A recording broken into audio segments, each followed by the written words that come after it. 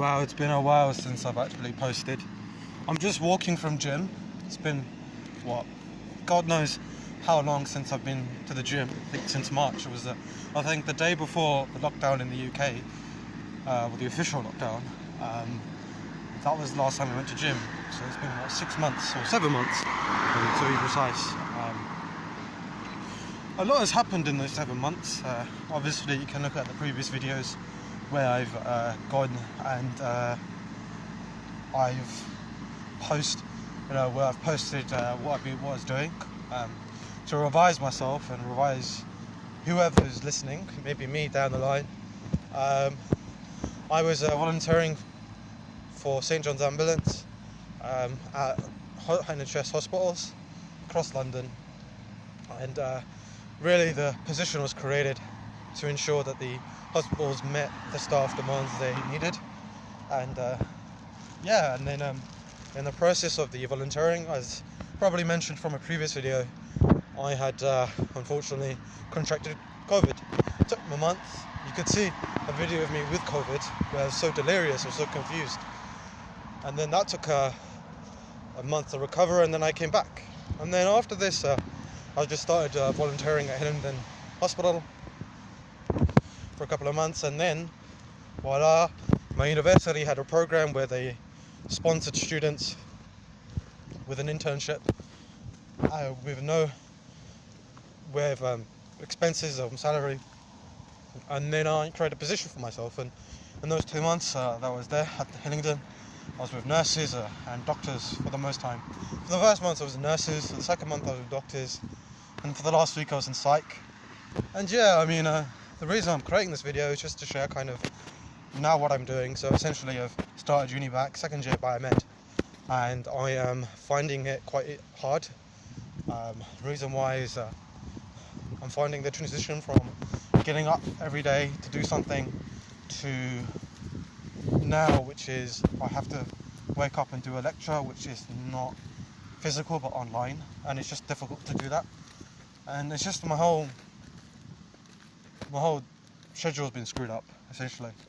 I think the saddest thing for me really is just going to deal with the after effects of what I saw.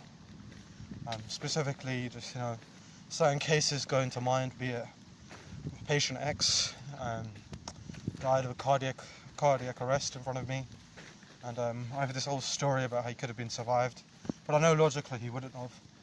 But it's just in my mind all the time, and I just feel sorry for him and his family, and I just wasn't able to process that death. The 3 cardiac arrests I saw is nothing, but that really hit me.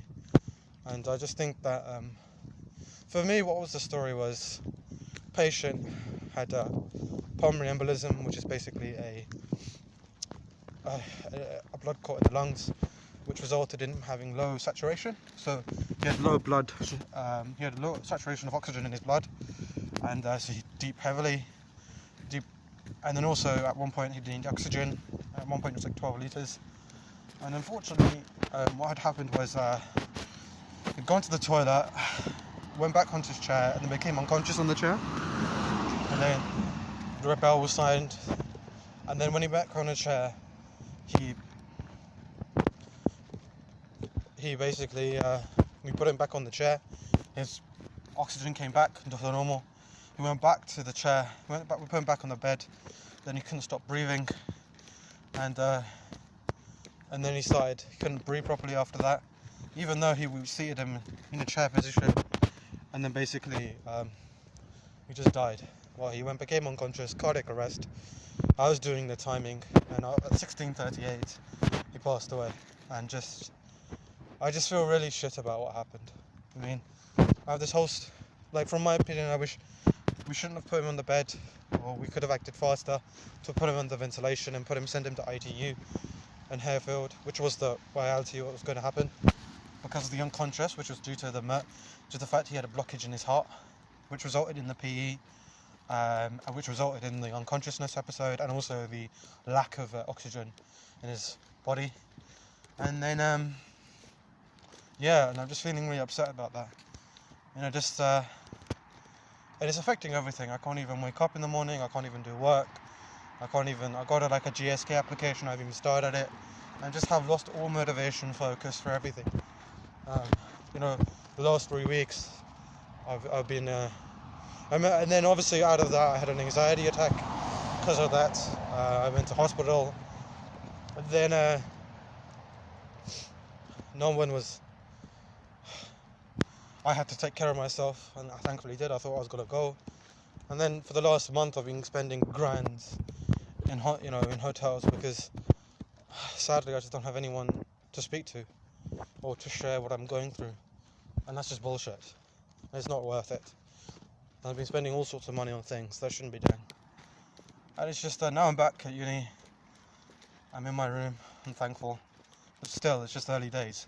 Just come back. It's just Sunday, taking a day at a time, and it's just just coming to reality of what's going on. It's just really difficult. I'm not usually late, so yeah, that's what's happening to me. So I hope the person seeing this down the line looks at this and says, okay, you got someone who's been through things, who's done an amazing achievement in regards to helping people, but he's just fell on tough times, and now he's going to respond back and bounce back. And hopefully if I see it down the line, I think this is a defining moment. I'll actually start defining myself, or not really defining myself, but more creating a system of value and purpose. Because all over my head and all these thoughts of PTSD or anxiety and all these sort of things, which are natural, I guess, from this episode. And I don't know how long it's going to take for the episode to get out. Hopefully I get okay and better. That's all I want. So if I was if say for instance down the line, I'm like,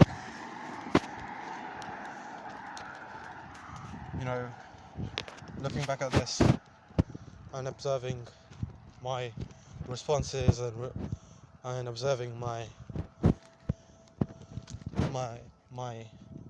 condition, and if I was going to give myself advice, I'd just say, you've been through something like this before. You know exactly how to react, and you're stronger than you ever think, and you're resilient, and you're the most toughest person I know, and you have to take a day at a time. Do not even think that you can take not a day at a time, because you can't not afford that. And I know you're strong, and I know you're the strongest person I know. That person knows. So if that was me giving my advice to myself, it is a low moment.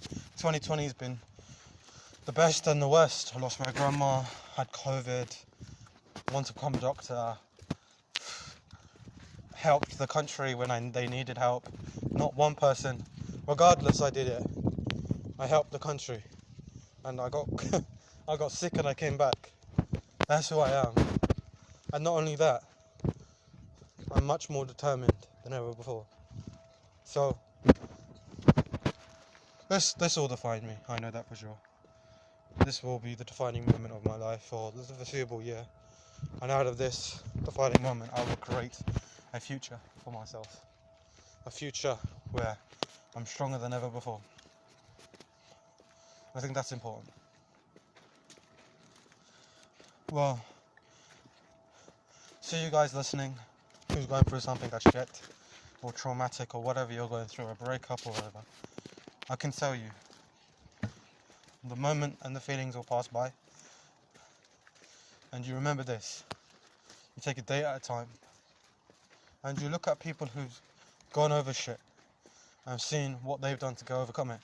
And a lot of the time, in these moments, they create purpose. They don't dwell into victimhood, and that's you have to do that. Because the man I become out of this is stronger than the man ever.